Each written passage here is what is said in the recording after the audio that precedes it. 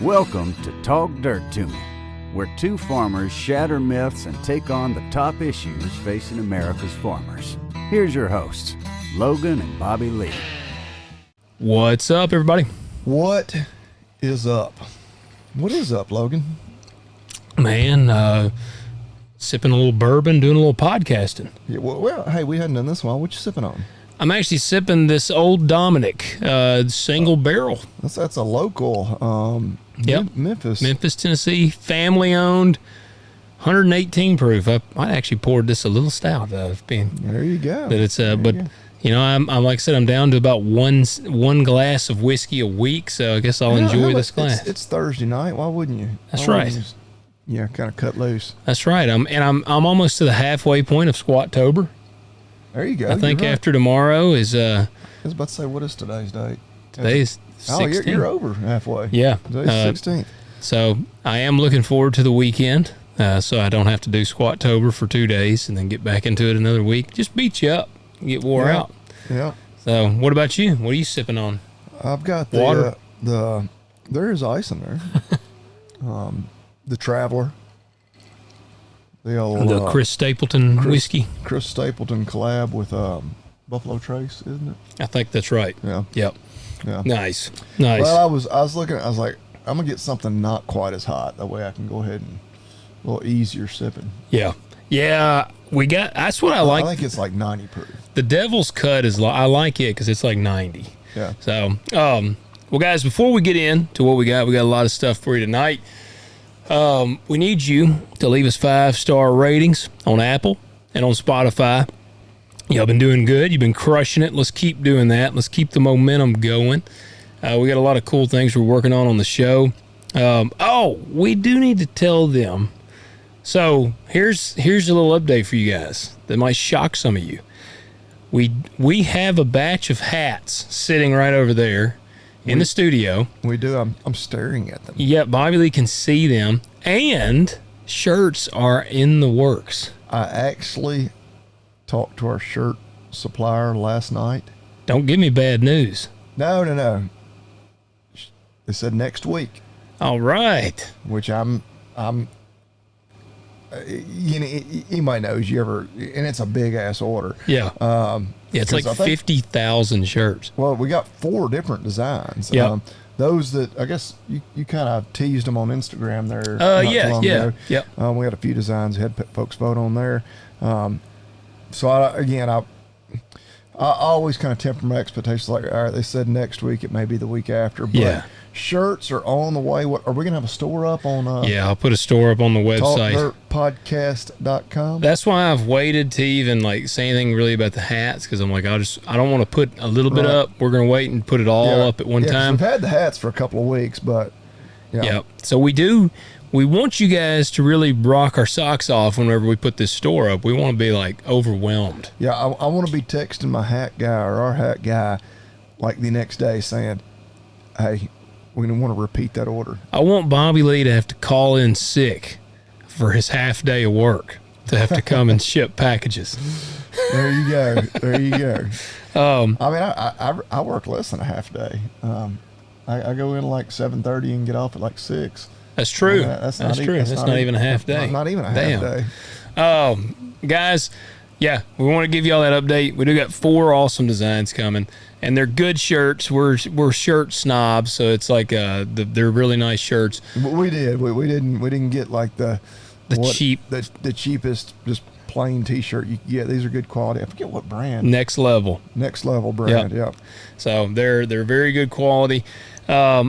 But, guys, also, we want you to hit that like button, hit subscribe if you're watching this on YouTube, and comment below. Let us know what you think of this episode.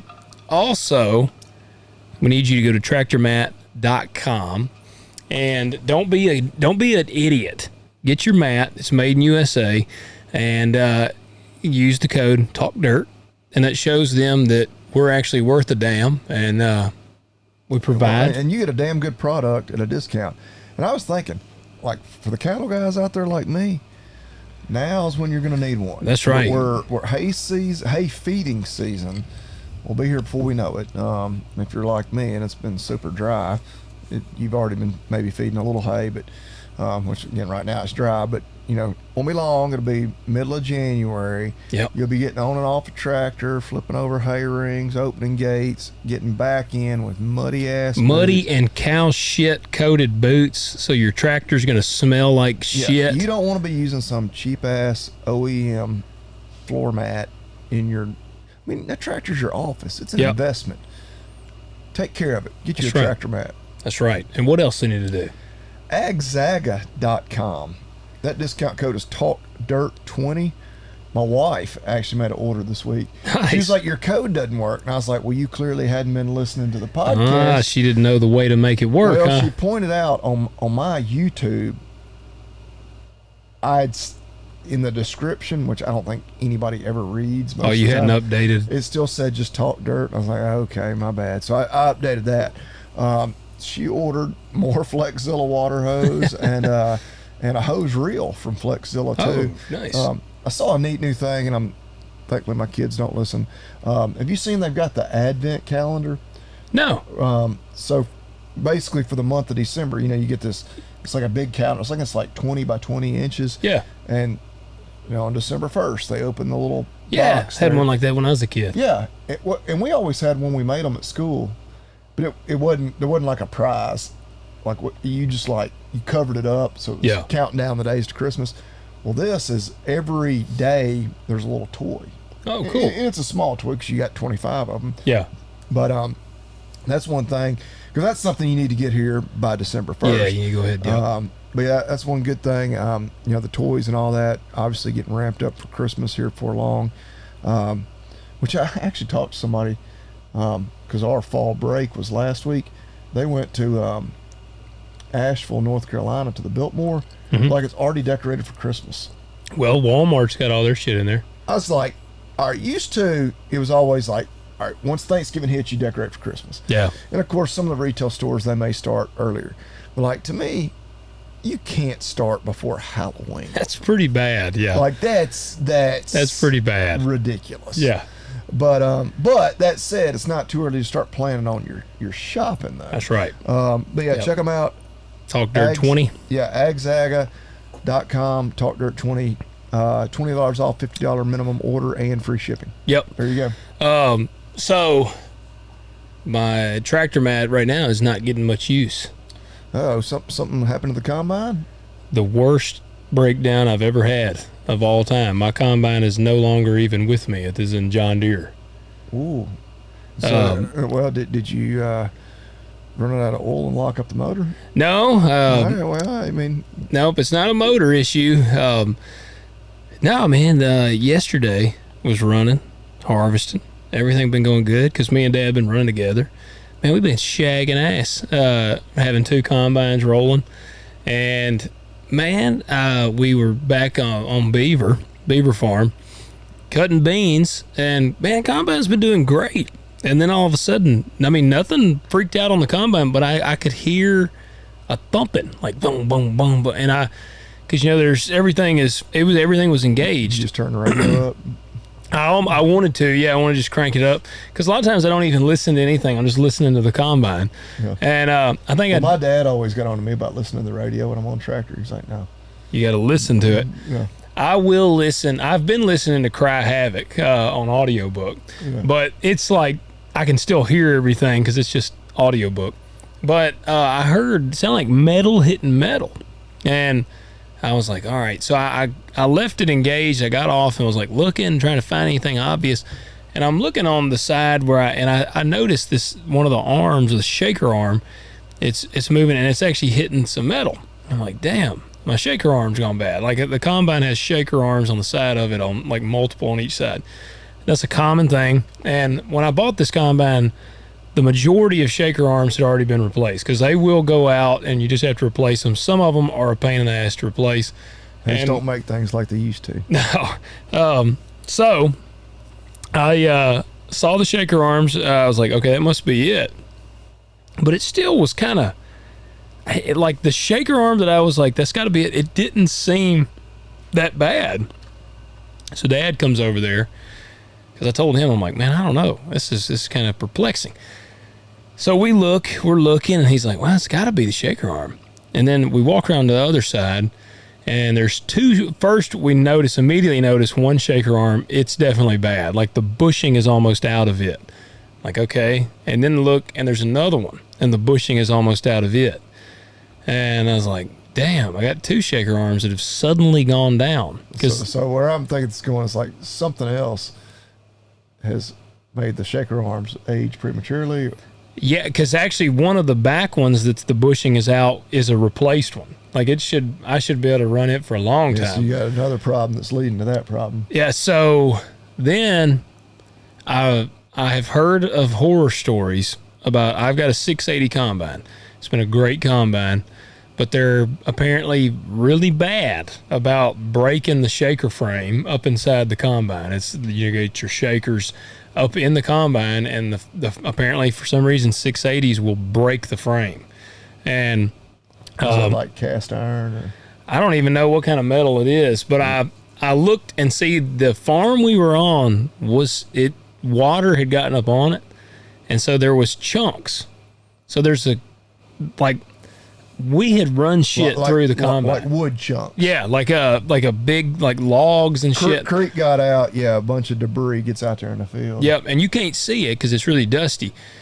So I've got a pretty good, let me continue. So I'm examining this thing more, and I look up under one of the shaker arms, and I can see the frame in there, and I can see the metal is broke out around it. And I'm like, oh, shit. Because I've heard this is a really bad breakdown. Heart just sinks. Yeah, and so I was like, oh, and I pointed it out to Dad, and Dad was like, yeah. He said, you probably need to call. We got a really good friend that's one of the techs at Tennessee Tractor. Tried calling him. He didn't answer. He's always slammed because it's like they don't have very many techs, and he's really good, so he's always covered up. So I called the service manager, and I'm talking to him, and I'm like, man, and I'm describing what it is, and he said, Logan, it sounds like your frame has probably broke on your shaker.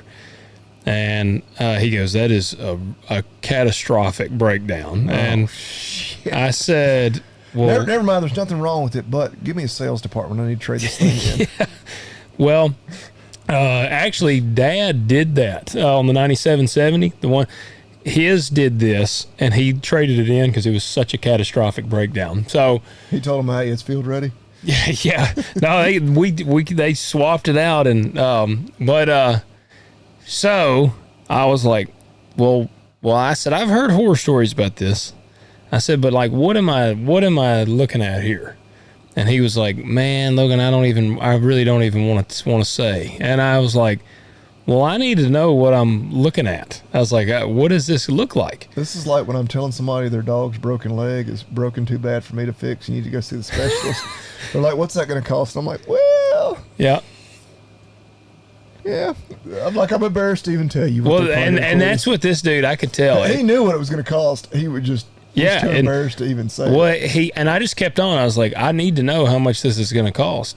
And he goes, do you want to sleep tonight? And I was like, man, I got to know. Now, what am I up against? He said, well, to be honest with you, it's usually about $25,000. God dang. And I said, $25,000? And he was like, man, Logan, it's bad, man. He said, we have to pull the back off the combine.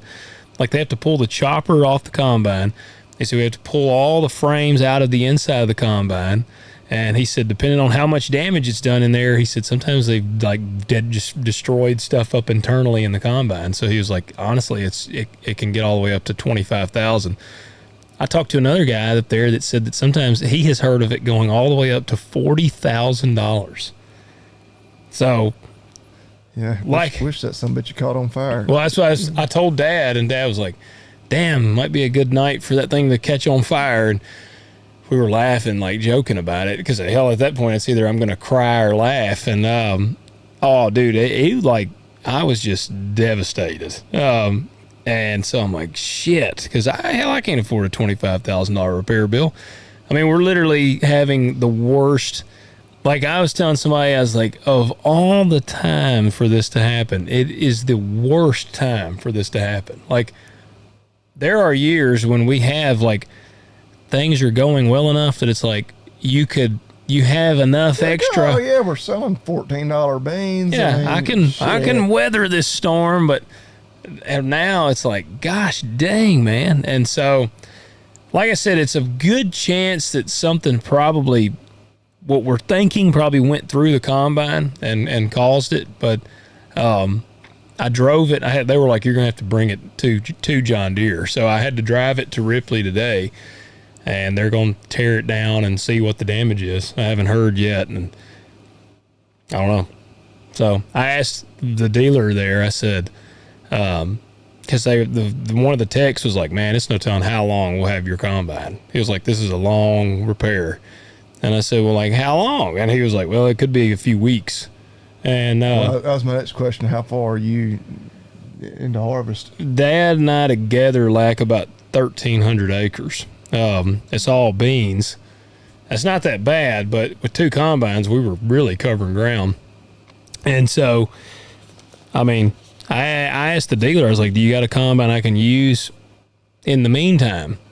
Because if they get in and they assess that something went through the combine that caused it, then there is actually there is thankfully ingestion insurance on combines.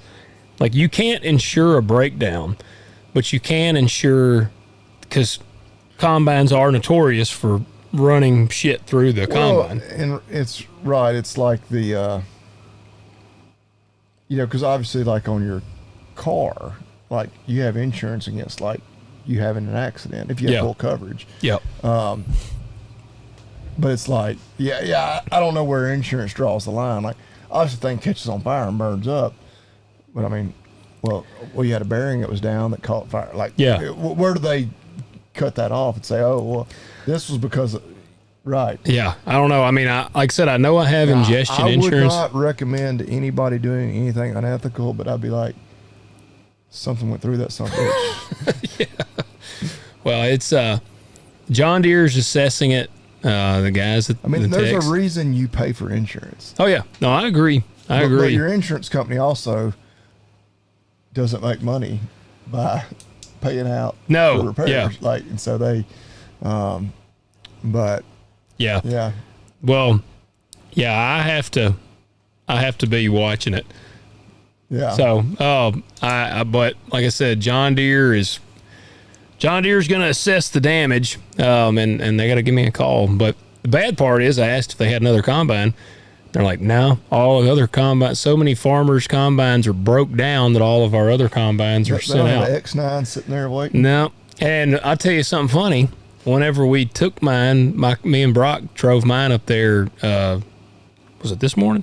Yeah, this morning. We drove my combine up there this morning, and my old combine was up there, my 9770. Yeah. Because I saw it, and I told Brock, I said, hell, I think that's my old combine. So I drove over there, and I said, hey, whose combine is this? And they told me, and I said, well, that's my old combine. I said, shit, it wouldn't have mattered if I had kept the old one, too. I'd still have a combine up here getting worked on. Did they say what it was in for? No, but the auger was swung out, and the whole end was off. Now, it looked like they had pulled the whole auger out. So, hell, I don't know what the hell's going on with it. Yeah. But probably ain't as bad of a deal as what's going on with mine. So, it's a real kick in the nuts. Well, damn. So, At least have yields been exceptional? No, they hadn't. My farm here actually did the best yield it's ever done. This farm. Right here where you live? Yeah. Now, this is not a high yielder, but it cut pretty decent for this place. I mean, like, it was the best bean yields I've ever gotten. Dad, we've been like I said, been running with him after that, and all his have sucked, and that's what he said. He's like, he's been highly disappointed. So, which we're getting into some of his better ground. And on that one side of the farm we were on, I think he said the beans were getting pretty good. But, man, we've learned that the bean that we had planted that he's cutting right now, on good ground with good weather, it does great. But if there's stress, it don't do worth a damn. It's a racehorse. Yep. But it's not built for tough times. No, not at all. Like it's about a 50 bushel difference between the good part and the bad part. Like, you'll be cutting, and it'll literally cut 60 or 70 bushel. You drop off or go up on a hill or something, it'll go down to freaking 10, 20 bushels. Like, it ain't got no tolerance for stress. So, yeah, it's Yeah, are y'all seeing? I know the big push here lately, last few years, has been earlier planted beans. that's the ticket. Yeah, still. Yep, that is the ticket. These beans out here, I planted them April 14th. I wanted to plant even earlier. Next year, my plan is going to be to plant in March. Yeah. I want to start planting. And I mean, we're always at the mercy of the weather. Like, but and that's March and April around here are a battle. Finding a planting window is good luck. Yep. And so, but I'm gonna try to get to planting at least the last week of March. Yeah. So, yeah, early is the ticket on everything, I think, really. I mean, even the corn, there's stuff that says that the later sometimes beats it, but there's definitely a window in there because my latest planted corn, it didn't do, and it averaged about 115. My corn across the board is probably going to average 125 to 130 bushels, and I was hoping for at least 180. So, yeah. I don't know. I told someone yesterday, it's oddly freeing. Like I told them, I said, things are so shitty that in a weird way it's freeing. Yeah. Like, it's like, because I had kind of reached a pretty good point before my combine just shit the bed. I had kind of reached a point where it's like, we'll get through this, man. We're gonna power through this. Like, I'll be able to skate through this. And now I'm like, hell, I don't know what the hell is gonna happen. I'm just along for the ride. Yeah. I mean, at this point, I'm just along for the ride, and everybody else is in the same damn boat. So that's why I'm kind of like, it is what it is. Yeah. Well, and kind of on that subject, one thing, and I'd heard this. I don't know if I was listening to a podcast or it was like on a porno. Yeah. That's where Bobby Lee gets a lot of his news. I watch when I do watch adult films.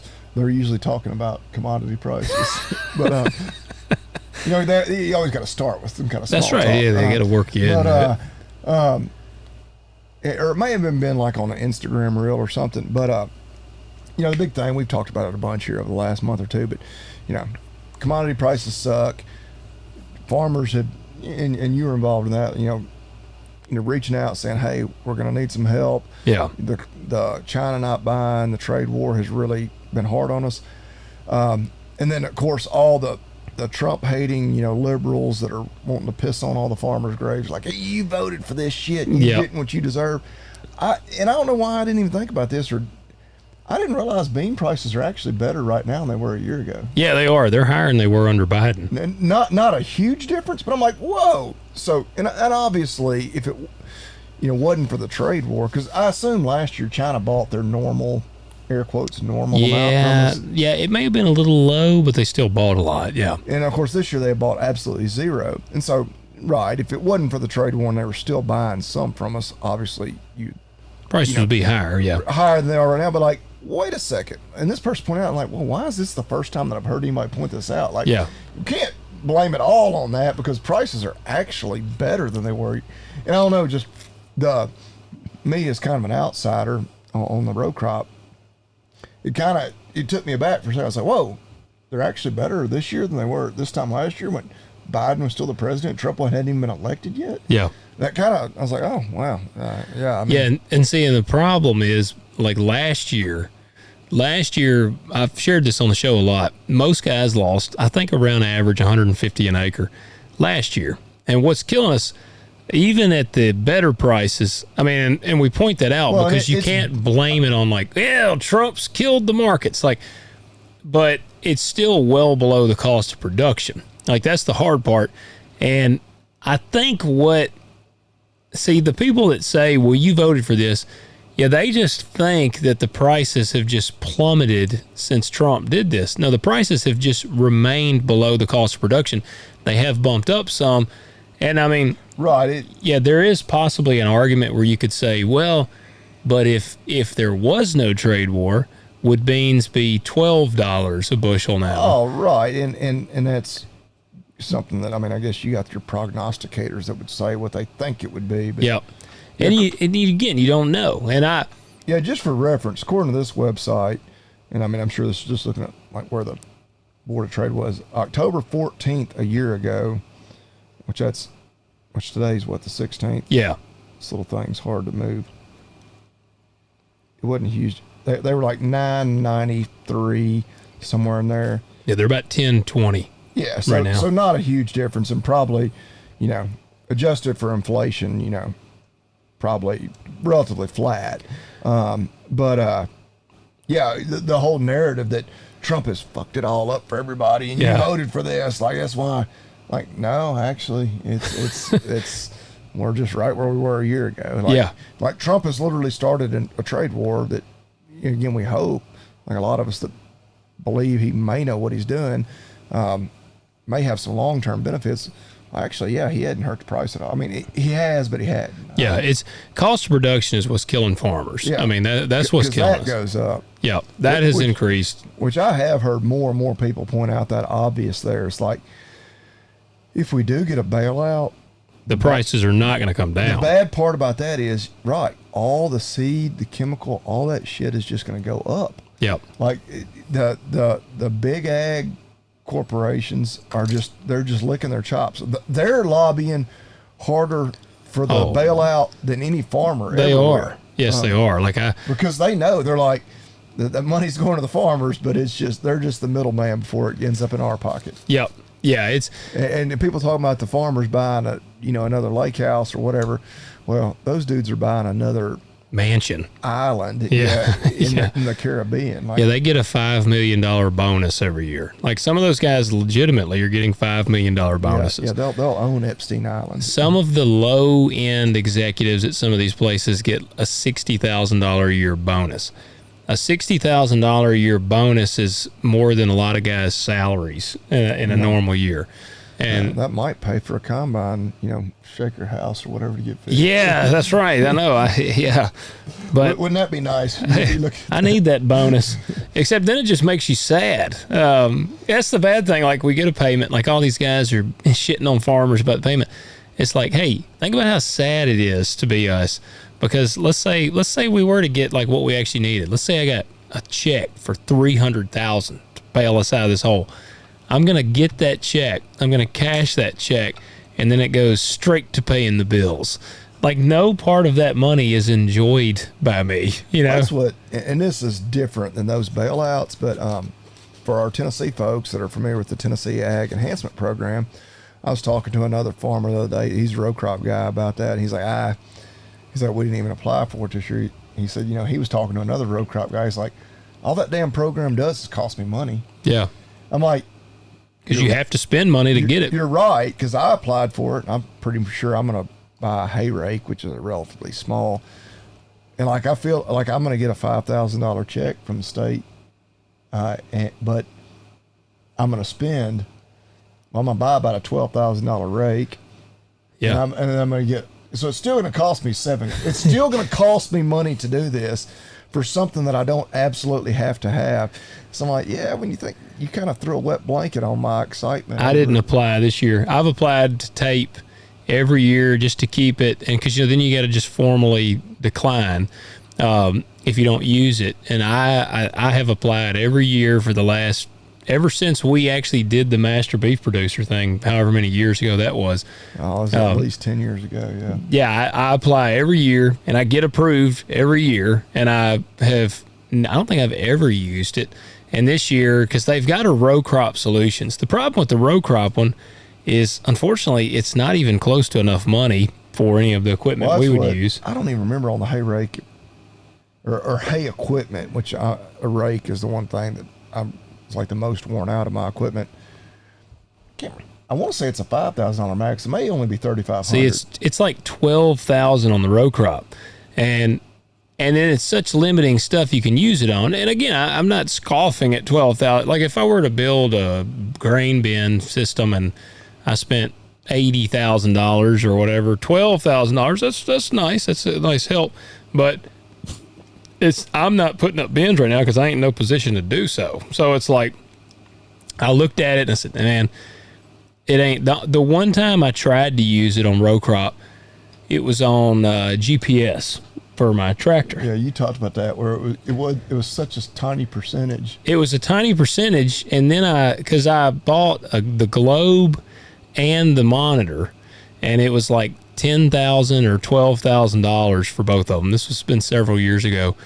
Well, one of the and I bought them from Tennessee Tractor, so they're from a dealer. Well, one part was new and the other part was used, and because one of them was used, I was under the impression, since it's from the dealer, but since it was used, they wouldn't pay for it. And see, and that's the way it was for a while. And it seemed like some stuff there for a little while, they approved like, okay, it can be used. But now I'm looking at the hay equipment requirements. They cannot be previously owned. Yeah.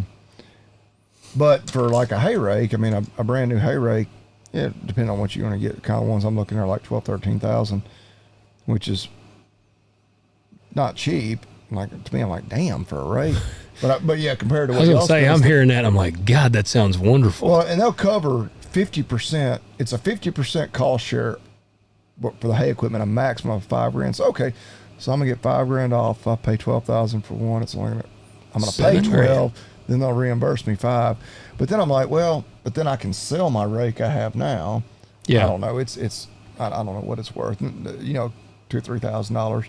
So I'm like, well, by the time I do all that, you know, I'm getting a new hay rake for a couple $1,000. Yeah, $4,000 or $5,000. It's Yeah. like, okay, you know, do I really need it? No. Would it be nice, you know, just to have a brand new one and be that much further from hopefully having a catastrophic breakdown or anything? Like your shaker frame's going down. Right. And Yeah. again, my rake, especially if anybody you out there are looking for one, it's field ready. We raked hay with it yesterday. I finished hay. There you go. I'm done with harvest. All right, done with hay. No more cuttings. Nah, we're done. And I should be in pretty good shape. I got to get a bunch moved home now. I got to thinking, I was like, damn, I don't think I moved any of my last cutting. Like, it's all still sitting in the field, which is not a big deal. No, it's round bales. They'll weather the. Yeah, I feel bad 'cause a lot of it's on rented ground, and I'm like, it's got that red, white, and blue Ag-Zag net wrap on it, so surely my landowners are seeing it out there with a little bit of pride. That's right. That's right. Unless you got some commies. Got any commie landowners? I don't think so. I mean, I don't want to speak for anybody's political leanings, but What's you said you had another topic. What is that? Steve McBee. He got sentenced 2 years In prison. Yeah. Wow, really? Yeah. So Steve McBee, we touched on them a little. It's been a while. The McBee dynasty they're kind of in Missouri, kind of northwest Missouri.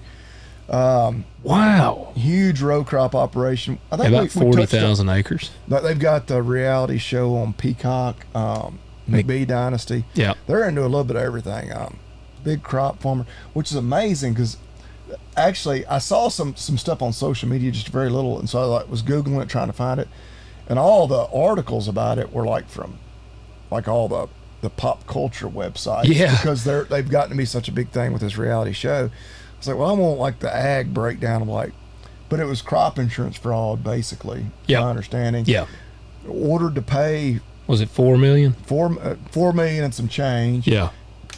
And he got sentenced to 2 years. That's wild. I did not expect him to serve any time. He has until December 1 to turn himself in for. Wow. But they and I did know this a little bit because I watched a very little bit of the show.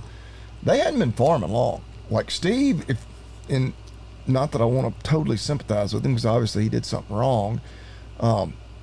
He came from just about nothing. I think he bought his first farm in the late 90s, but then didn't even really start farming until the early 2000s. Yeah. And now they're 40,000 acres. They are a dynasty. Yeah. And then it's not just the row crop. They've got the car washes, they do the cattle now, some direct to consumer meat, which we're all, heck, part of me is you want to root for them. It's like, hell yeah, this is the American dream, God. First generation farmer. Yeah. Now, obviously he got caught doing some, absolutely illegal shit. And unfortunately now you wonder, what other shady shit did they possibly do? And that's maybe unfair for me to say that, but it's kind of, you do have that thought. Yeah. And especially when you see somebody blow up relatively quickly, it makes you wonder, like, what's going on behind the scenes. Yeah, and again, I hate to be a hater and just be like, oh yeah, they. No, and like, because I've seen their son on some stuff. I think his name's also Steven, one of them. Right, and there's Steve and then Steven. Yeah, and I've seen Steven on some stuff, and he's a big advocate of like beef, eating beef, and they're likable people. Like Yeah. I've watched, I don't know, 3 or 4 episodes of the. Bobby Lee has their shirt. He wears a McBee Dynasty shirt all the time. I've got their underwear on right now. Yeah, he's thought about getting a tattoo of a big Steve head on his back. Dang. Now, I bet you he goes to a very white-collar prison. Oh, surely, and I think he should. I mean, Yeah. it's not like he was. Do you think, is there a part of you that would think prison would be almost relieving? Maybe with commodity prices where they are right now. I was going to say, like, there's times when I'm like... Yeah, it might be good to lay out for a couple of years. That's what I'm sitting here. I'm Which like, obviously hey. the sons weren't involved. Well, I shouldn't say that because I hadn't kept up with it closely at all. If they were, they did it in a way well enough that the kids were not implicated. He made sure he could be the fall man. Yeah. I don't know. But there's time, if my kids were older and I'm in struggling so much, it's like, hell, going to prison a couple years might be all right. Well, and part of me is like, all right, 2 years, and for $4 million, I mean, I don't know. We know people that have like gone away for similar several years. It's like, damn, like, yeah, some of them it seems like, I don't know, like, and 2 years isn't nothing. No, especially not at his age. Yeah, I forget how old he is. He's probably 65 or something, or is he not that old? 60 anyway. Yeah. Like his. And he was kind of rowdy, so like it's probably gonna be tough for him. Well, they went through that. Like in 2019, him and his wife split because he was. Well, that's kind of one of the main. Of course, it's a reality TV show. They dramatize the hell out of it. He's got like 3 girlfriends. Yeah. And apparently a couple of boyfriends. I'm not. I don't think that's ever part of it. But when they split in 2019, I think he had girlfriends even before. I think he had a wife and girlfriends at one time. Yeah, yeah. Which, hey, I mean, I don't advocate for that, but. Well, I'm going to tell you right now, insurance fraud, especially on something to that level there, I couldn't do it because I know I'd get caught. Well, and part of me's like, hell, if you're farming 40,000 acres, that wasn't even that much. No, yeah, no. But I mean, I just would get caught. Like, I mean, I don't know, man. To think you're kind of going to get away with it's crazy. And I didn't realize this. That they've always been pretty high profile. I mean, hell, they got a damn TV show about him. Yep. And apparently he was on one of the reality dating shows or something. Well, I thought that was Steven. Wasn't he on the... okay. Maybe I'm getting Steven. What is that called? Joe Millionaire. Joe Millionaire. So that was Steven, not Steve. Okay. Yeah, that was Steven. But yeah, apparently it was like just his sentencing apparently just happened, but 2 years. I'm still waiting on them to make the Hanks Dynasty. Yeah. That's the one they need to make. Yep. They'd have had to blur some stuff out yesterday. Man, I'm going to tell you. And what was I working on? I was working on something the other day, and after I got done, I was like, my God. I had to, I think I might have even prayed afterwards. I was like, my language was so horrendous. I was like, God, I'm sorry. You got to forgive me for that one. I actually, no, I don't remember what it was because maybe this was 2 weeks ago because I went to church 2 weeks ago. And I remember I went and some people were like, hey, man, it's been a while because we've been in harvest. And I mean, I guess I'm a slacker because we do work usually on Sundays too. But so I was there and people were like, hey, man, I'm surprised to see you. It's good to see you here because I know you're in harvest. And I'm like, after the things I said yesterday, this is right where I needed to be. You'll probably get to go to church this Sunday. It sounds like we might get blown away by a tornado. Yeah, we're under a threat for severe weather Saturday. It'll probably hit my tractor and total my tractor out with my luck right now. Or you'll be like, damn it, why couldn't that combine have been right there? Yeah. I'll call Tennessee Tractor and be like, was there any chance that a light pole went through my combine or something up there? Yeah, I'm gonna get that thing and bring it home and there's a real questionable looking tree. Park it under. Yeah. I'm going to say if it was at Tennessee Tractor, or if it is, but I'm saying if a tornado hit up there, my luck, it would devastate everything, but go around my combine. It's a miracle this combine was spared. Yes. But yeah, No, I mean, man, hell, you just roll with the punches. But that shocks me that he's going to actually see some jail time. I just knew this dude was going to get off. It kind of did me too, because I saw, like I said, I saw a couple of hints of things on social media, which really didn't even say anything about jail time. So then when I just searched it, I was like, oh, wow. Yeah. Now, does he have to serve 2 years, or is that because don't they have to serve a third of their sentence? Oh, I wonder if he's got to actually serve 2 years, or if it's only actually what I read was said 2 years, and then after that, he's got like a supervised release. Like it won't, like you're not just free to go. Okay, so he must have gotten sentenced then for like probably 6 years or more then. Man, hell, I don't know. I know it's weird, like how they do it. This made it to mainstream news. Yeah, this is literally on USA Today's website from 2.5 hours ago. Was sentenced to 24 months in prison. For those of y'all not good at math, that's 2 years. Or Bobby Lee would say it's about 3.5. Yeah. Ordered to pay $4,022,124 in restitution. That last $24 is probably going to break him. Yeah, probably. I always get like all the way out to the. They didn't go out to the pennies. I mean, yeah. If you were going to go to prison, what would it be for? Me? Yeah. Well, yeah. Like what? Like you get sentenced. It ain't got to be nothing crazy, or it can be crazy. What would it be for? Well, like, what would I want it to be for? Like, from a cool factor, or yeah. Or let's do that, and then a realistic one. Oh, from like a cool factor, like get some street cred. Yeah.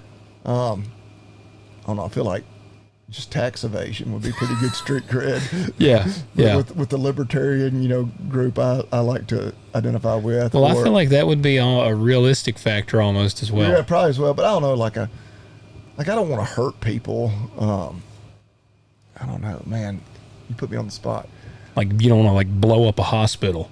No, yeah, like be selling drugs to kids or anything like that. Ridiculous. Yeah, you're gonna set up out there, but be a nice drug dealer. Yeah, right.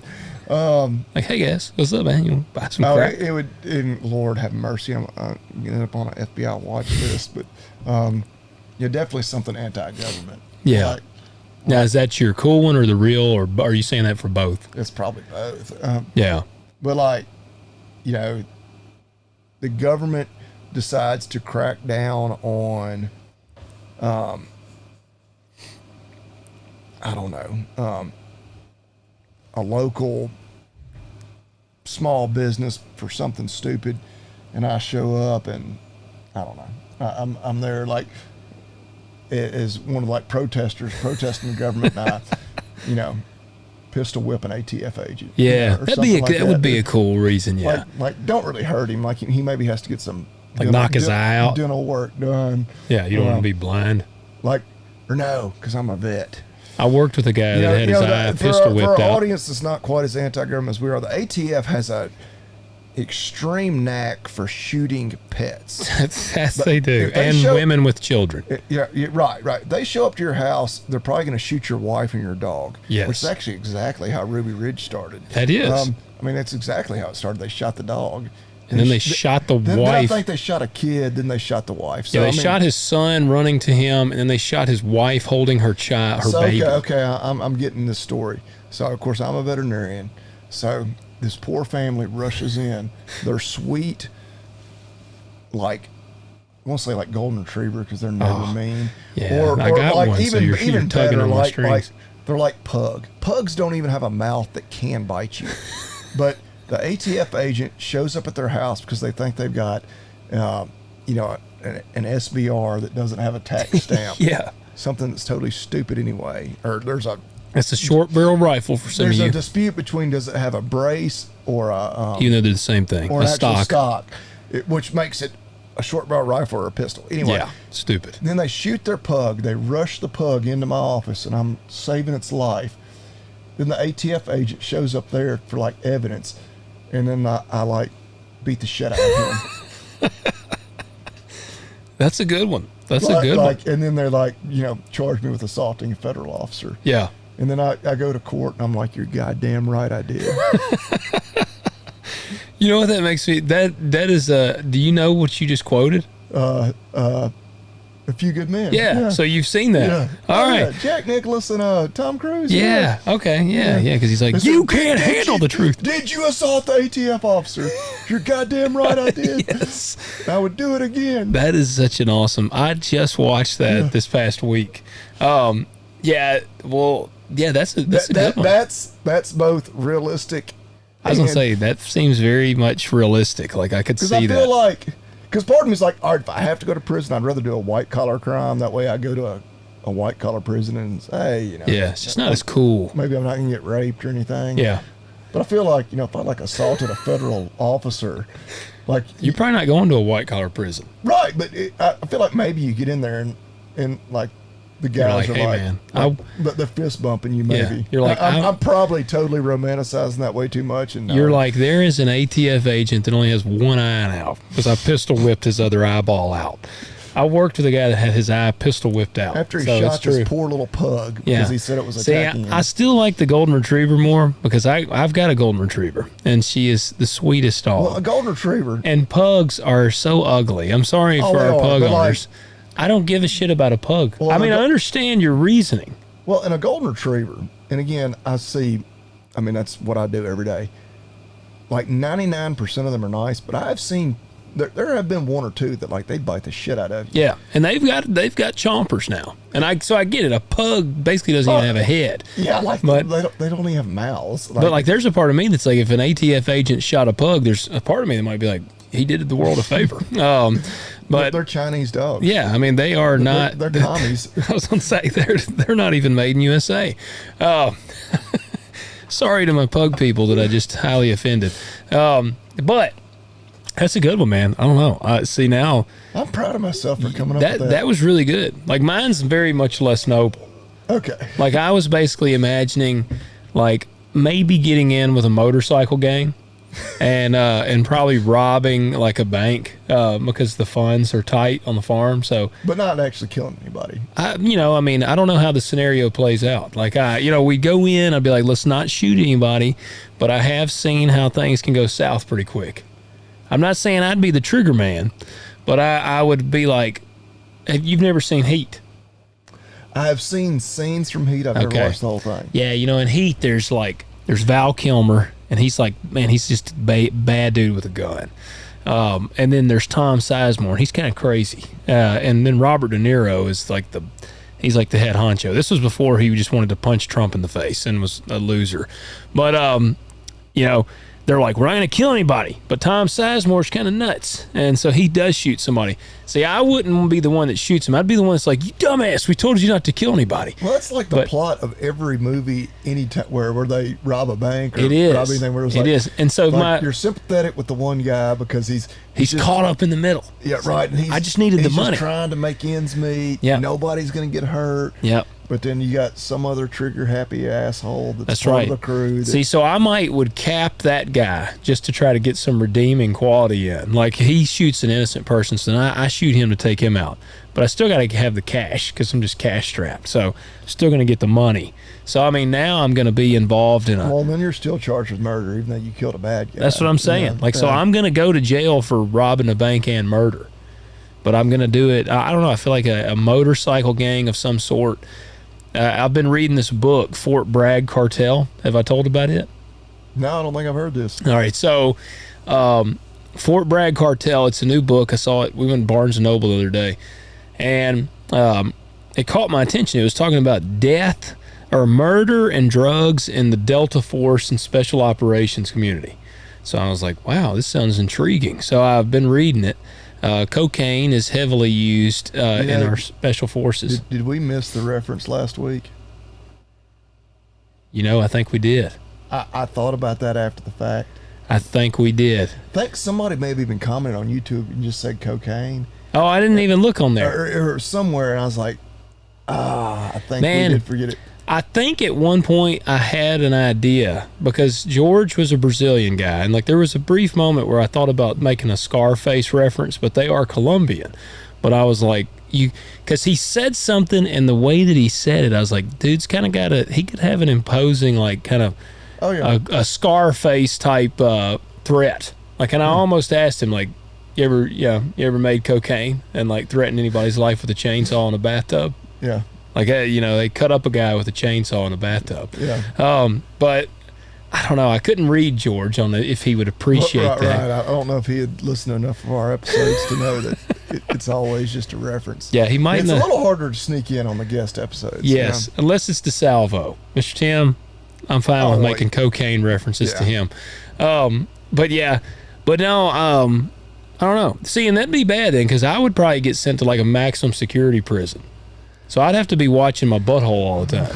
Yeah. You need to get in with a gang real quick. Yeah, you have to. Oh, but I didn't tell you. Yeah, on the Fort Bragg cartel, apparently Delta Force is rampant with insane drug use, like crazy drug use. And the guy, this is an investigative journalist, and I even asked a good friend of mine who is a part of the special operations community. I was like, is this so? And he said, yeah, it's pretty accurate. And you have teetotaling Christians or rampant drug addicts. Like doing really hardcore. Doing crazy ass drugs. Like, I can see that with what they have to do. Like, I mean, you probably are one extreme or the other. Like you have to stay. I don't know, I've never done extreme drugs to know, but I mean, from what you know about how that works, like I would see where they would have to. Meth is pretty hot in it, but it's wild. Like it opens with a Delta operator killing a Green Beret in like Virginia or something, and both of them are like cracked out. They're on like meth and crack and prescription pills. It's very open knowledge or very well documented that the Nazis, like, they were on meth. Yeah, like they doped up all, like they were actively handing it out to them. Like, yeah, they wanted them, Yeah, just total raging lunatic, Yeah, well, that's how these are, and the book's it's going into like just how wild things are in the community. What was really wild, and this is where like if I had a time machine and I could, or no, if I got to the end of the line and God's like, man, I'm gonna let you do it again, but your wife and kids, like you don't get to do that part again. Like you got your wife, and I'm like, well, I don't want to change that, so I'm happy with that, but you get to live through one more time.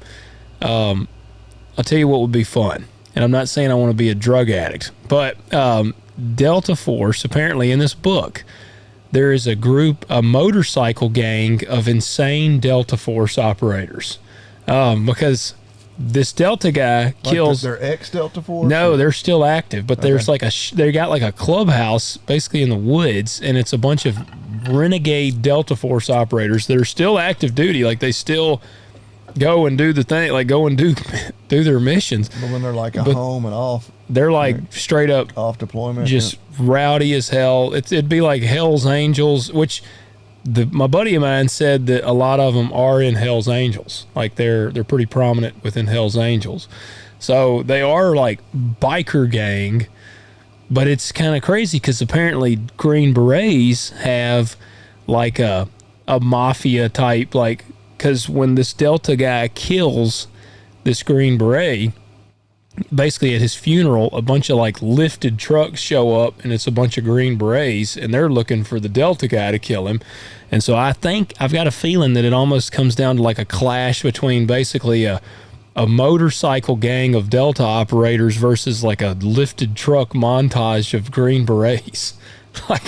And this is a true story. Like this stuff's crazy, but so yeah, I don't know. I think in another life I would be a motorcycle gang Delta Force operator.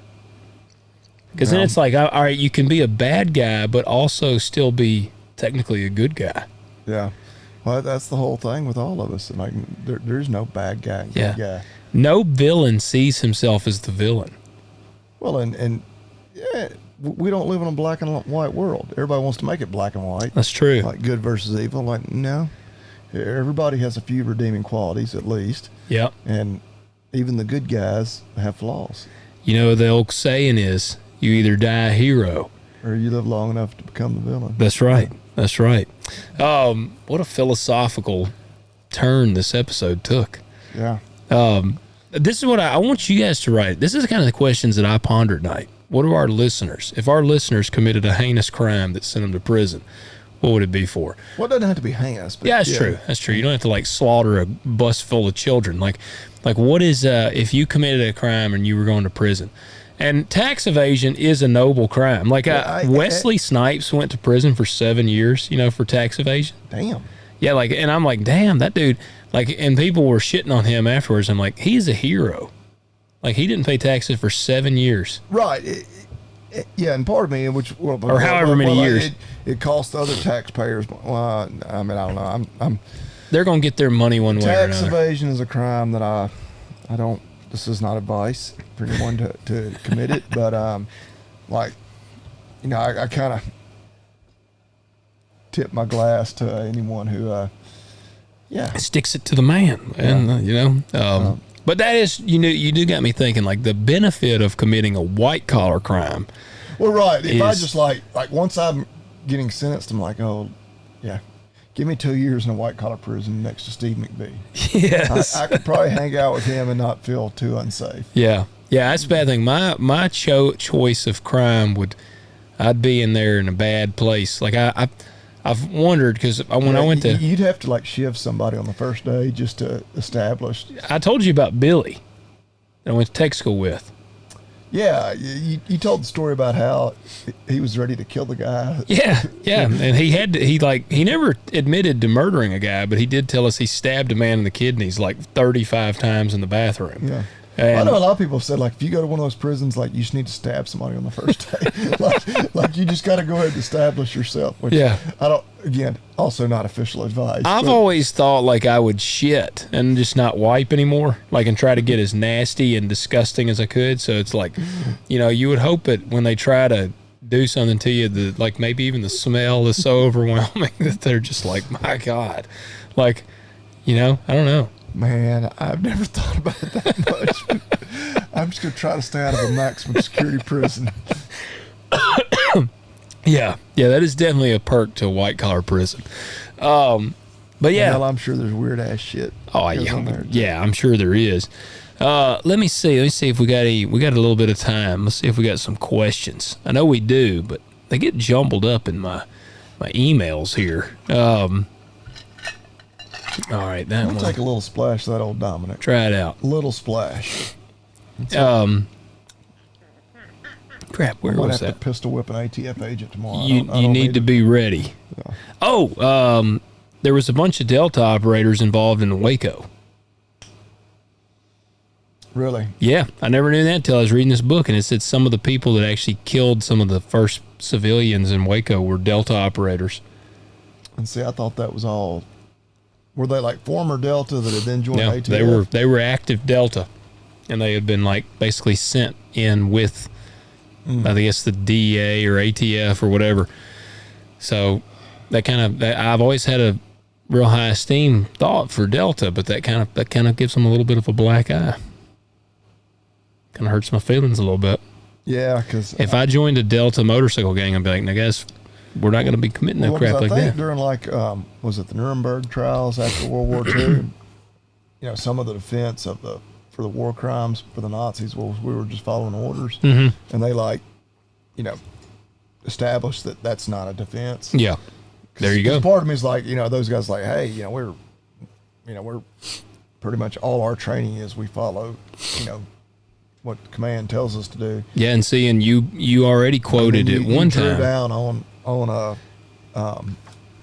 American citizens. Yeah, I don't envy anyone being in that situation where you're doing something is morally, ethically, constitutionally wrong, but you're being ordered. Like you're in a lose-lose situation. Like you follow orders and commit a crime, or do you? Well, then you end up like in A Few Good Men when you get cleared of all the murder charges, but then you get dishonorably discharged. Yeah, because that was the whole thing. Those guys were like, "What?" Yep. What does that mean? Because they wanted to go back in. Yeah.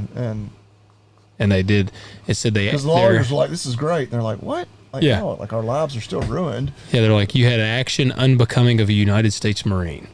So, there you go. All right, we got we'll read a couple of questions real quick. This comes in from Ben. This was in September. Ben said, hi, sending in from a small town in southwest Louisiana. I'm a 34-year-old part-timer. I'm like Bobby Lee in the fact that I have a full-time job and moonlight with some cows and a crawfish farm. Nice. It's a very regional crop, but the crawfish is like your farm store, where it's just another way farmers here diversify their farms, and it rotates with farming rice very well. I enjoy eating them little bastards. I do too. I just have to eat like 5,000 of them to get full. That is right. Like, yeah, you almost starve to death in the process. Yes. That's why you got all the potatoes and the corn and the sausage. And everything. And the cattle farming down here is also very different since we have a lot of water and marshy ground. We mainly have Brahman cattle with Angus bulls, so they're hardier with the bugs and marsh. I watch Hurricane Creek Farms, and watching Bobby Lee work all the cattle by hand and by himself is very interesting, because all of our cattle has to be done on horseback when it comes to gathering and sorting. It's interesting seeing different ways different regions do things. But anyway, I love the podcast, listen every week. The only issue I have is that y'all keep saying y'all are from the South. Where I'm from, anything north of I-10 makes you a Yankee. But it's all in good fun. Keep up the content, and God bless.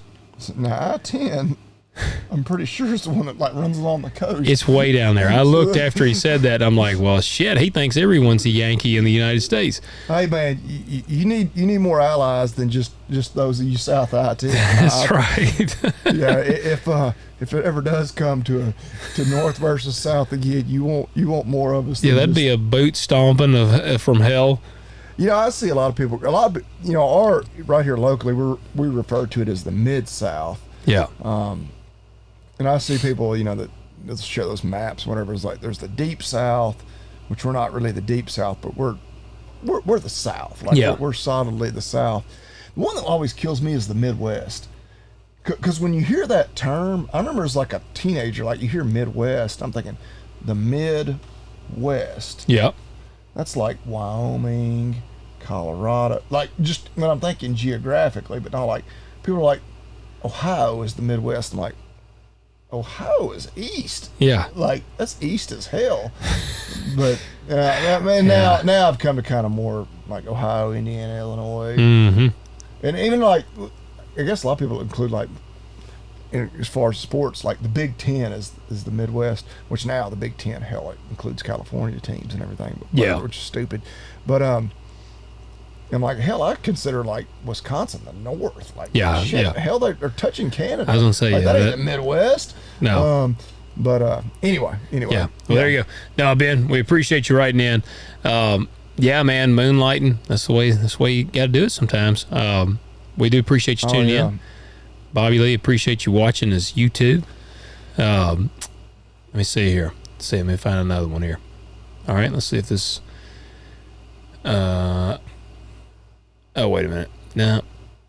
I wonder where exactly. He said Southwest. I've been to. I fished on Lake Calcasieu, if I'm saying that right.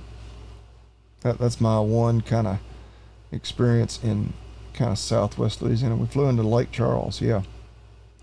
All right, here you go. Derek writes in. I don't think Calcasieu Lake. Tell me if I've read this one. Great show, boys. Uncle Sam has decided it's unfortunately time for us to move from North Carolina to Tennessee. Have I read that one? I don't think so. All right. Looking around on Zillow, it looks like we'll be living on the Kentucky side of town due to the insane property prices of the area.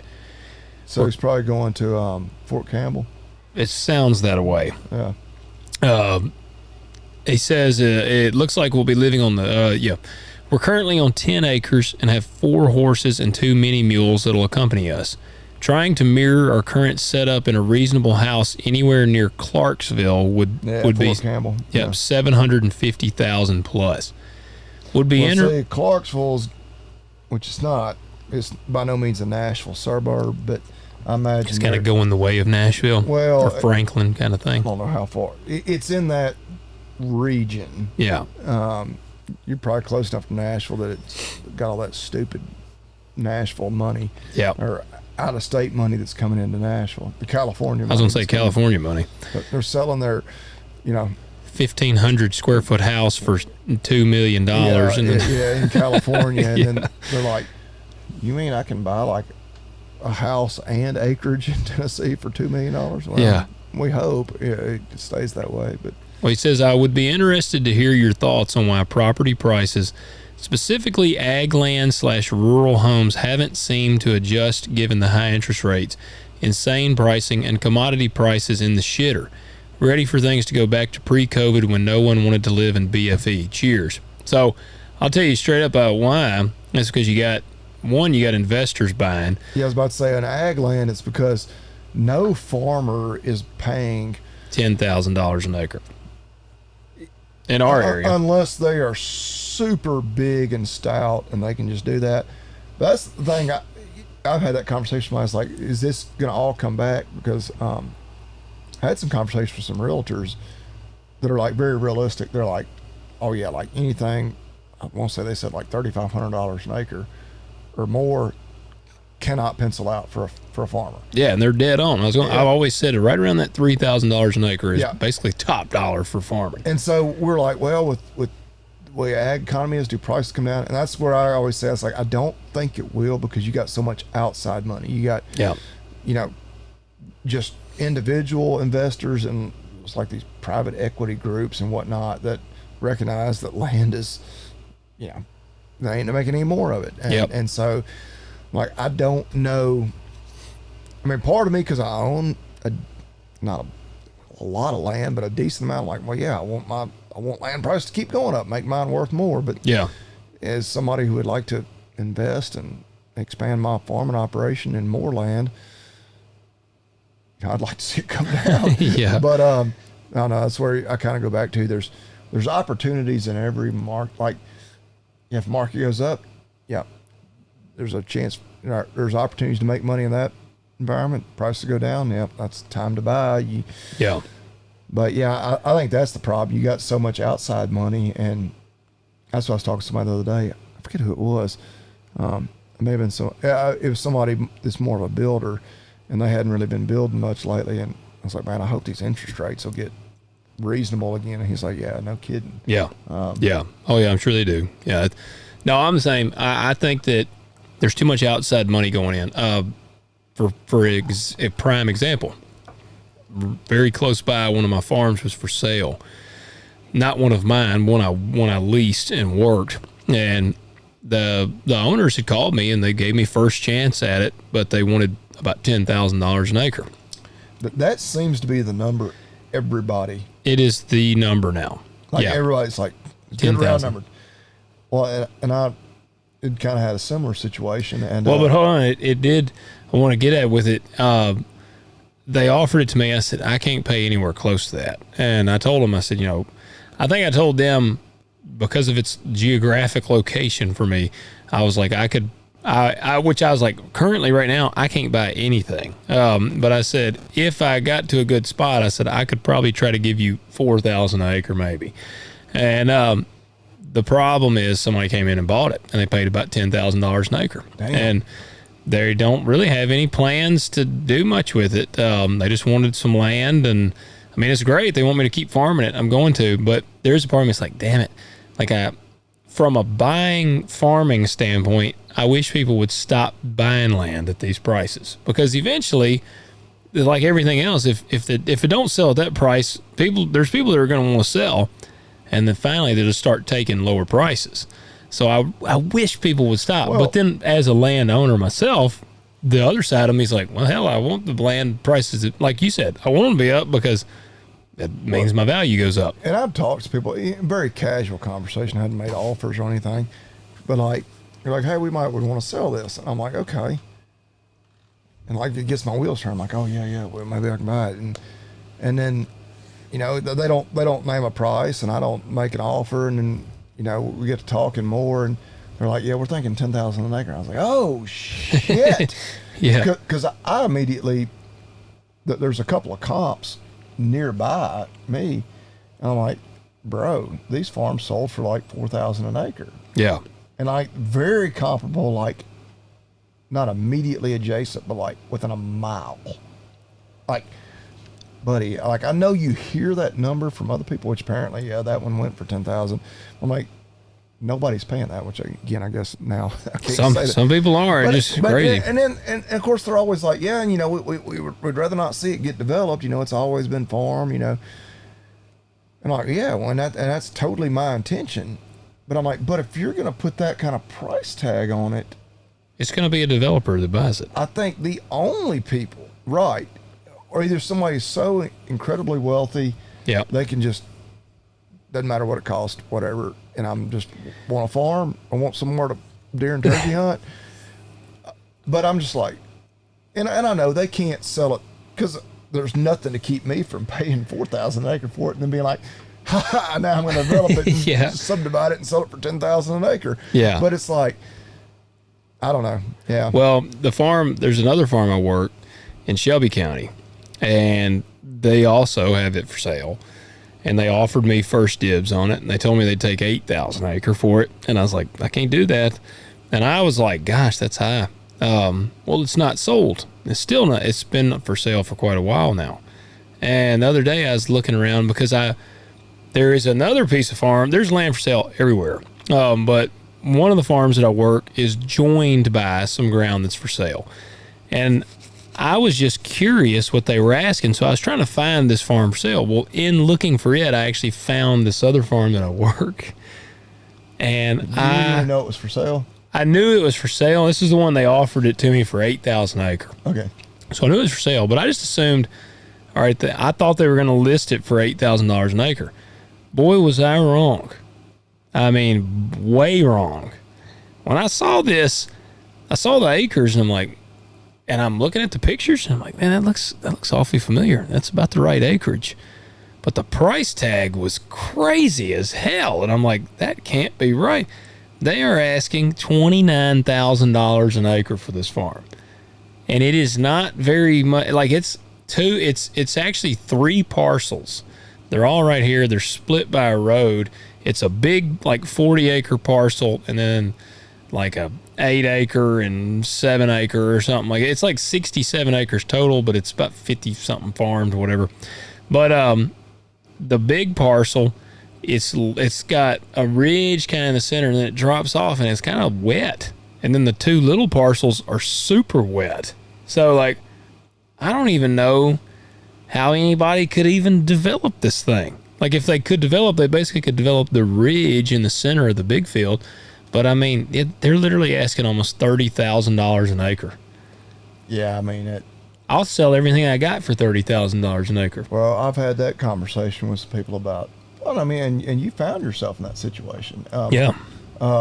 Where, like, you hear these prices, and I have no intention of ever selling my farmland, living anywhere else. But I'm like, but there's a scenario, there's a universe where it comes to a point where, like, if land is worth that here, it would be stupid not to. Yeah, especially with everything encroaching. Well, then what do I do with my money? Yeah. Like then I've sold all my farmland. I have enough money. I don't ever have to work again. Like, but then what do I do? Just die? I mean, yeah. No, I'm going to want to keep farming. And I guess maybe I become the asshole that goes somewhere else and pays crazy price for some land. Pays, somewhere where land has traditionally been cheap, and I pay $5,000 an acre, and they're like, these outsiders from Tennessee coming here paying $5,000. I don't even know where that place would be, but I don't either. But it's like, I don't know. At some point, and I don't know. And part of me is like, well, we may look, and that's what. In this landowner, they've been real cool. They're like, we're probably not gonna sell it, because they're like, in 20 years, $10,000 an acre may seem like stupid cheap, and I'm like, you might be right. Yeah. But I was like, but today, I'm like, I'm sure I can't even get that. I'm sure I couldn't even get finance for that. Like, I don't think it would appraise for near enough. That's the problem, man. It's got to appraise, but yeah. So, man, to be honest with you, why and do we think they'll ever? I don't know that I think they'll ever go back. I don't know.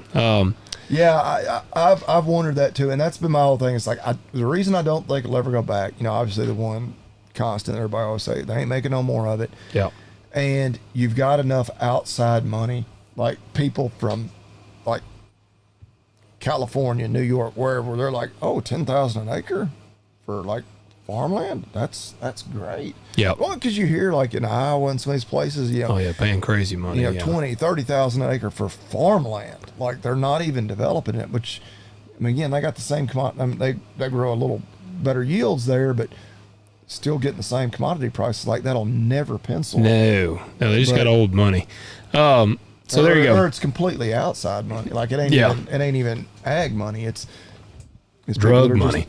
Derek, we appreciate you writing in.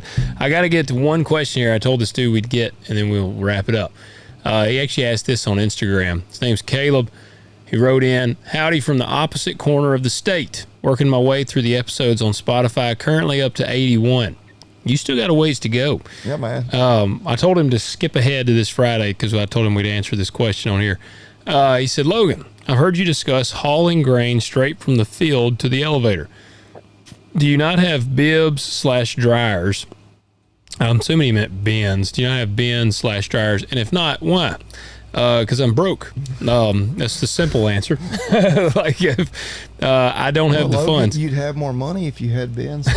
Yes. They'll pay for themselves. Hey, 2 years ago, I had my on selling straight out of the field. I think it was 2 years ago. I sold straight out of the field and got more for my grain than Dad and them got for theirs out of the bin because the price just kept going down. Yeah, we were kind of at the high then. Yep, I sold at like 14 something, and they were getting like probably 13 something on average. So it doesn't always benefit, but most of the time storing your grain. Yeah, generally, I was listening to another podcast today. It's like that's one of the single best investments a farmer can make is in storage. Yes. So, yes, if at some point in my farming life, because I don't plan on going anywhere, I would love to have a couple of bins. And I would love to have a dryer. We do not see, Dad and them don't have dryers. They got fans. And typically here we harvest when the grain is dry. Like we'll harvest it. You want your corn, 15%, and your beans, 11%, 10%, whatever. I mean, they're dry because you put them in the bin. Because I've heard a lot of horror stories of guys putting like corn or beans in the bin that were kind of wet, and they didn't have a dryer, and then that shit sets up like concrete, and they can't hardly get it out. So we put it in dry, and Dad will go and just turn on the fans periodically, and it just circulates air through there, and they'll basically, whatever moisture you put them in at, they typically come out basically that same amount. Now a dryer is really cool because guys will start shelling corn when it's like 25% moisture, and you get a claim. You see, when corn gets really dry, you lose it off the header. Like when it pulls down and hits a 25% ear corn, ain't no kernels coming off of that cob. Like it goes and the combine does its thing and gets the kernels off. But when the corn's dry, when it hits the deck plates of your header, it usually shatters some corn off. Well, that's why you drive by any cornfield this time of year. They've shelled the corn a month ago. We've had some rain. It looks like a cover crop. Yeah, the corn's thicker than it was planted. Yeah. But yeah, it seems like, and there's some guys around here that definitely have actual dryers, not just running fans. Yep. But the further north you go, like, that's the thing. It's almost like they have to. And I don't know if it's a situation where they can't leave it in the field long enough to get it dry. Yeah. With shorter growing season, I don't know. But like that's standard practice. Like you start shelling when it's 25%, you dry it, that's just what you do. Oh, for some of those guys, it is truly unheard of to like shell it when it's dry. Yeah. Like it's just, and it is kind of wild because of it's just part of the harvest process. It is. Like they're shelling corn that's green. Like the stalks are still green, and they do. I think the test weight is higher because I have shelled high moisture corn before, and the yield is usually pretty astronomical. Like it'll be a lot more, like the yield monitor on the combine, it'll read like 30 or 40 bushels higher. And that's what, it's expensive to run dryers. Like you got to have either like propane or electricity or a natural gas, like doing it. And so, man, but they claim that you gain so much in like your yield increase that it offsets the just cost from the lost grain. Yeah. That you don't have. Yep. Yep. And beans, I think, are the same way, because beans, when they get really dry, and the reel, hell, I mean, when they get down to like 10%, I'll hear beans will be bouncing off the windshield. I was actually passing some fields this afternoon that looked, I was like, they have a hell of a stand of beans out there. Yeah. I was like, damn. Like, is that? I mean, that has to be because it's not the plant putting back out after you cut it. I've had more header loss than anything. Yeah, like again, it wasn't your field, but I passed some fields this afternoon where I was looking at, because we've had 2 or 3 decent rains since some of these fields have been harvested. It's like, damn. Well, like, I'll tell you some bad things. It almost makes you wonder, if we were somewhere like Brazil where they can grow 2 crops, like, if you could let it keep on going. Like, yeah, I don't know that you need to plant that again. Like, hell, they got enough beans coming back up. Well, I tell you what we did notice on some of the beans where they, like I told you, they had no stress tolerance. The ground is covered in beans. Like when we got there to cut them, and we're actually cutting, they had started popping out really bad.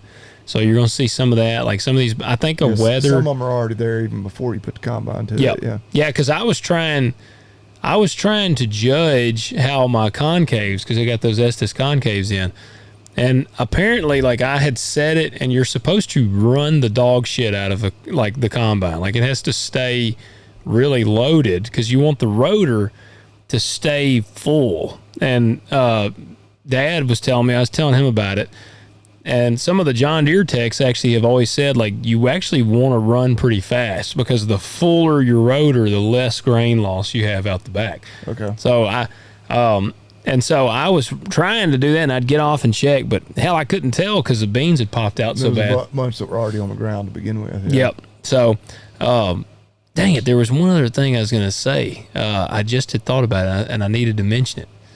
Shit, I can't remember what it was. We were talking about drying and... Yeah. Storage. Oh, yeah. Bobby Lee was a row crop man this weekend. Briefly. Yep. He didn't have his camera, so his audience didn't get to see it. But Bobby Lee got to be in the row crop world. Yeah, I got a call Sunday morning, like, hey, what are you doing? Help do a little moving. Yep. It's a slow process with just one or two of you. I felt important. Well, you were very important. Hell, man, like I said, we would have been out there we'd have been 2 hours behind if you hadn't come and helped. Yeah, y'all had 2 combines, 2 tractors and grain carts. I guess all your trucks and everything were all on one farm, and we had to move. I guess we moved 2 different directions. Yep. 1 combine and grain cart one direction, 1 combine and grain cart another direction. Yeah, that's what I said. I got to drive with the big flashing lights on top of the truck. Yeah, you pulled the header, didn't you? Yeah, you pulled the headers, yeah. Yeah, let's say Bobby Lee got to be we tried to get him to drive the combines for us so we wouldn't have to drive the combines. But I was figuring it's like first time ever driving a combine, it'd be really good to get it out on a 4-lane highway. It would. It'd go down Rosemark Road. Actually, that's the best. I was going to say the highway's a good one. Yeah, I was about to say that's when you're in good shape. Rosemark Road is what you really should have drove. Oh yeah. Well, it's, I think we had this conversation on Sunday. I would get to think to myself, like, man, these people are being really courteous. Like a lot of people, 9 out of 10 cars would pull over in a good spot. They'd get off the road, and as soon as I'd get to thinking, like, man, these people are like, they know the assignment. Yep. Like get out of the way. We're gonna be past you in 30 seconds. It's not gonna slow you down at all. And then you'd meet like a Prius that would just come flying. And they just ain't gonna get over. I'm like, I'm in this pretty damn big ass truck pulling this big ass header with flashing lights everywhere. Yeah. Like it's got the strobe lights on the roof. And like they just fly right on by me, and I'm like, well, you're about to run into a combine. Yes. It does amaze me. I think about that a lot. I'm like, maybe that I just assume those people are like looking at their phone or something. They're just so distracted. That might be the crime that would put me away. I would murder someone because I just don't get over when they don't get over, and I just flatten their car with the combine. But because I've thought about that, I'm like, you realize the trust in your life that you're putting in my hands. Like when I meet a car and I'm in my combine, it's like something can mechanically go wrong. I mean, that would be a freak accident, but like... Oh, the hydrostat, Dad and I were talking the other day. He said he saw a video where, like, I don't know how but the hydrostat went out in a combine, and these dudes were going like downhill. And I mean, at that point, the combine was just free falling, like just rolling. Yeah, these cars are meeting you just assuming you're going to slow down or pull over for them. Yeah. What if I'm like cracked out and I'm like not in my right state of mind? Because there is some crackhead farmhands around. Yeah. So you might catch like a cracked out farmhand that's just like, he just ain't, he might not even see you. He might think you're like a hallucination, and he just don't get over. Yeah. So get over farmers. But yeah, Bobby Lee got to join us there for a little bit. My first, I was coming down past where you used to live, and your dad and Brock were moving the combine, and of course, I like to think I'm a little more, observant than the average, but I could see Brock pulling out with the truck and the header. Yeah. Way up ahead, so I was like, all right, I'm gonna pull, and they're kind of a curve or Sullivan Farm. Yeah, yep. So I pulled over a real good spot where I could get completely off the road, and car come around you. This was like middle of the day. And you could see them pulling out. Like, obviously, that's why I pulled over. And I'm sitting there, and there wasn't a lot of traffic at the moment. It's on a state highway, a 2-lane state highway for our listeners. But I see a car, like I'm looking in my mirror, there's a car coming up. Yeah. And I'm pulled over. And there's a truck and a combine pulling out up ahead. Like, surely they're going to see this. Surely they're going to see this. Well, they're just coming. Yeah. So then and I'm just pulled off the side of the road. I stick my arm out the window, and I'm like flailing it up and down. They just roll right on by me, and then they're like, "Oh shit!" Well, then there's like a guardrail, and there's like nowhere good for them to pull over. Like, I guess they thought I had just had car trouble or something. And I was pulled off the road. You'd shit your pants or something. yeah, I was whatever, and I was like, dumbass. Yeah. And they ended up getting over and everything was fine. But I was like, it pisses me off. The thing that makes me madder than anything, when I am moving a combine, a tractor, a sprayer, what will make me want to murder someone in a brutal rage is whenever I am driving down a road and they can see me for freaking 500 yards or 1,000 damn yards, and they're sitting there waiting to pull out. And I will be going that direction. And it's like, man, if you'll just sit there for 10 seconds, I will be past you, and then you can have your whole lane.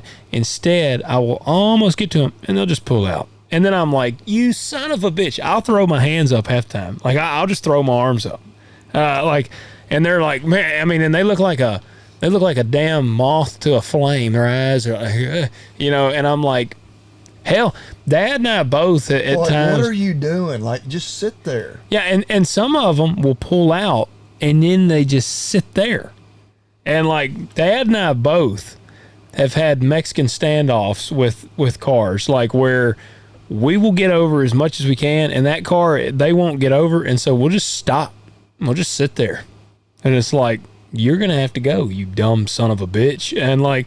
Yeah, you're going to have to drive your Prius off in the ditch to get around me because you put yourself in this situation. Yes. So, yeah, it's a lot of dumbasses in the world, but it takes people of all kinds to make the world go round. That's right. You need dumbasses. I mean, to make the rest of us feel smart. Right? That's right. That's right. So, in closing, have you ever seen The Sixth Sense? Oh, yeah. Great movie. Like, that's like one of the greatest plot twists. Like, the first time you saw it, because I'm sure you've watched it multiple times, did you see it coming? No, but now that I know, it's so obvious. Well, right. But like early on, no. Marcy. That movie's really old now. It's 90s. I don't remember how old I was, but when you watch it, you're like, mind is blown. Yeah, because you feel bad for him the whole movie. But Marcy watched it for the first time this week. Oh, wow. But unfortunately, I didn't do that with my wife because I bet she's never seen it. Well, somebody had spoiled the damn thing for her because I was like, the other night, it was last night or night before, we actually put the kids to bed, and I didn't have a podcast, and I told her, I said, let's watch a movie on the couch. So we got in there on the couch, and I said, let's watch The Sixth Sense. She's like, I'm not watching anything scary. I'm like, it's not a scary movie. No, it's not scary at all. No, and so I turned it on. I'm like, now, do you know anything about this movie? And she's like, and spoiler alert. I'm about to say a spoiler. Yeah, if you've never watched it, you want to watch it, just skip ahead. Yeah, skip about a minute. Yeah. So go now. Skip now. But I said, do you know anything about the movie? And she goes, well, I know that he's dead the whole time. And I'm like, what do you mean? There's no point in even watching it now. Yeah, I'm like, what do you mean you know that he's dead the whole time? She's like, well, somebody told me he's dead the whole time. So I was like, he's not dead. Like, I just was like, no, that ain't right. Like, I just lied to her. And she's like, okay, then the kid must be dead. And I'm like, no, the kid's not dead either. And so then when we're watching it, I like every time it's like a scene with him interacting with his wife and stuff, I'm like, in my mind, I'm like, damn it, I know she knows that he's dead. Because it's like kind of obvious after you know. Right. Once you know. And she's sitting there, and then finally she's like, I know that he's dead. I'm like, son of a bitch. Like, I know that you know that he's dead. It like kind of made me mad. But it's a great movie. That ruins the whole. That's like the spoiler. I was so excited for the experience of when she was like, I've never seen it. Because I'm like, this is going to. If you already know that, the movie is pointless. Yeah. I mean. But that was such a twist, man. Whenever when that happened, like I got lots of movies have like plot twists, but like that's when you're like, holy shit. Yep. Like she drops the ring, and it rolls to the floor, and he looks, and it's his damn ring, and then he raises his hand up, and the ring is not on his hand, and he's like, and he like goes back, and it's like, damn. I mean, and. This might be corny. I got kind of chills. I just got chills. Yeah, I just got chills, which that means there's a ghost in here, according to the movie. Oh shit! I gotta get home. Because isn't that what the kid tells him? He's like, "Well, do you ever have the prickly feeling when the hairs stand up on the back of your neck and the bumps come up in your arm?" It has been so long. I bet it's been 20 years since I've seen it. I don't know what year it came out, but it's been a long time. It was in the 90s, but that is a great movie. And it's kind of sad to watch now. The 90s were just like 10 years ago. I know. It's sad now because Bruce Willis, he's got like terrible dementia or something. Yeah. But, all right, do you want to cue the man? Man. Oh, that's right, your new phone. Yeah, I haven't got it figured out yet on that. This damn technology. Yep. It's making life more difficult. All right, let me see if I can find him, man. It's been a while, ain't it? I mean, it's kind of sad that he's not our man anymore. Yeah, we can't even say our man. Let me start off with 2 words. Made in America. Made in America. Cry Havoc is out. Cry Havoc, new Jack Carr book. When you mentioned that earlier, I was like, I gotta go ahead and order it. It's I'm digging it so far. I've again listening to the audiobook just because I don't take the time to like sit down and read very often. Like I said, I've been reading Fort Bragg Cartel. Like that's the first book I've actually been sitting down to read. But I've been listening to Cry Havoc, and so far I'm digging it a lot. I'm in like the 5th or 6th chapter. But definitely check it out. It is, if you're not familiar with Jack Carr, then you need to start with the Terminal List. And just work your way up, and you're quite a few books behind. You could start reading Cry Havoc. Like it's actually a different timeline than the Terminal List. It's kind of a prequel. It is a prequel because it is James Reese is the protagonist in the Terminal List series, and his father is Thomas Reese. This book is about Thomas Reese. Which all throughout the series, it references his dad a lot, and so you kind of know a little bit about him. Yep. Because was he also a SEAL? He was a SEAL, and he's a MACV-SOG in Vietnam. This book takes you to Vietnam. Because James Reese is SEAL, but he was a 2nd generation SEAL. Yep, that's right. And so, and I've been really anticipating this book because I like the SOG stuff. Like I had listened to a SOG book, and so it's really cool to hear some SOG stuff in there. So, and his books are brutal. Like they're very brutal. They're violent. I love it. It's great. So, you're probably up to Cry Havoc. Yeah. So go check it out. I just put it in my shopping cart. There you go. Yep. I was gonna say, and Jack, every now and then, if you follow him on like Instagram, he may drop, like sometimes he'll do autographed things. I did not get the badass box this year. I must not have made the marketing list because I actually have been fortunate to receive like a hard box from Jack, and it's like a badass thing. But you can actually order autographed editions. So I've got an autographed edition of Cry Havoc, and I think you can still get some. Well, you gave me, what was the last book? Oh, man. Was it Red Sky Morning? Yeah, I believe it was. Was it autographed? And it had been shot. Oh, yeah, the shot through. Yep. Yeah. Yep. He had actually fired a shot like through the cover. Yes. And then autographed it. Yeah. Because you had him on your old show multiple times. 3 times, yeah. And at some point, he will be on Talk Dirt to Me. Bobby Lee and I, we made a boo-boo. A little while back. We did make a boo-boo. Jack was actually supposed to have already been on the show. And the Cry Havoc was going to be it was going to be kind of like a long Made in America segment. But we did make a boo-boo. And so Jack has not been on the show yet. Still hoping to make that happen. We stood him up. We did. We stood Jack up. We got our times mixed up. And it's tough when you're not just talking about different time zones, but when they're actually different continent. Yeah, they're on a different continent, and so like doing the math on like, all right, what time will that be our time, and then we just totally foobarred it. We did, and I called Bobby Lee. I was about to shit myself whenever I realized, but it is what it is. Jack is a super cool guy. He was very understanding. His whole team's very understanding. So I mean, at some point, Jack will be on the show. But he's a really solid guy. We think. Yeah, we think. And it's like, and now I didn't receive that marketing box, the special box. Yeah, but you've been cut off. I've been cut off. They're like, that son of a bitch. But go check out Cry Havoc. And like I said, you could start there, but I would recommend starting at Terminal List. Yeah. You won't be disappointed. No. They've got the Amazon TV series, started with the Terminal List. And then they had the prequel to that, Dark Wolf, which there's not even a book for yet. Nope. I just finished that a couple weeks ago. It's a badass series. And then they're working on True Believer, which is season 2 now of the Terminal List. Which would be book 2, yeah. Yep. So check it out. And guys, also, we want you to hit that like button, hit subscribe, comment below, let us know what crime would put you in prison. And any questions you got, please go to talkdirtpodcast.com and submit your questions on our contact page. Also, we need you to leave us 5-star rating on Apple and Spotify. Let's keep doing that. Drive us up the charts, make us more prominent in the podcast world. And also, once you go to tractormat.com, get your Made in USA mat, and they're just awesome mats. Made in USA. You can use the code TALKDIRT, all caps, all one word. Save yourself 15%. And agzaga.com, discount code TALKDIRT20, $20 off, $50 minimum order, and free shipping. There you go. Do it.